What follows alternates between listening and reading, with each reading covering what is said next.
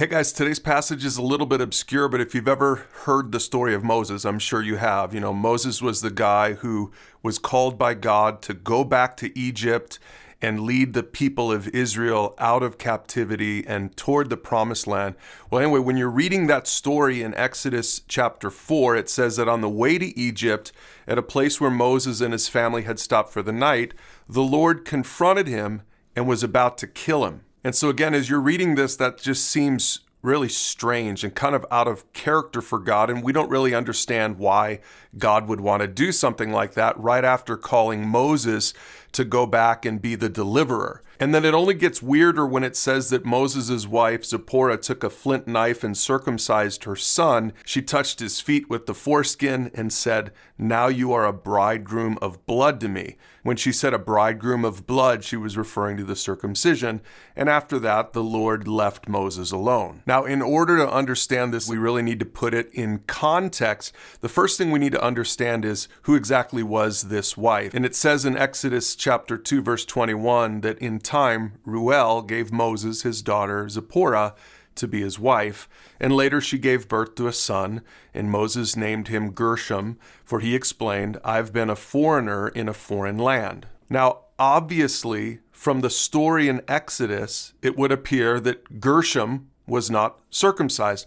And here's the problem with that. Genesis 17:14 says, "Any male who fails to be circumcised will be cut off from the covenant family for breaking the covenant." And these verses give us the context to begin to understand what's going on here in Exodus chapter 4. New Bible Commentary says this unusual incident possibly centers on Moses' continued lack of faith regarding his mission. Although God had assured him that he would deliver the Israelites out of Egypt because of his covenant with Abraham, Moses had failed to circumcise his own son as required by God under that very covenant.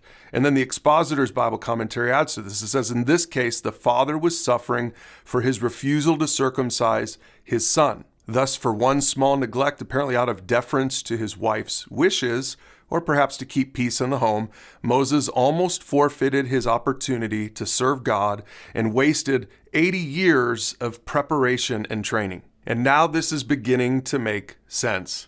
Moses' wife, pretty clearly from Scripture, originally was not interested in following God's commandment given to Abraham back in Genesis. And Moses probably just sort of let it go. And for whatever reason, now as he's about ready to enter into this new phase of ministry, this new phase of his life, this calling of God on his life, God just says, it's time to deal with this. And what's cool about it, again, if we go back to the passage, is that Zipporah, his wife, comes through. She ends up doing the right thing, circumcising their son, and getting on the same page with Moses so that together they could do this great ministry that God had called them to do. Now, if you've got questions, leave them in the comments below. And if you want more videos like this, be sure to subscribe to the channel on YouTube. If you want to help spread the word about these videos and the Bible, make sure to hit that like button.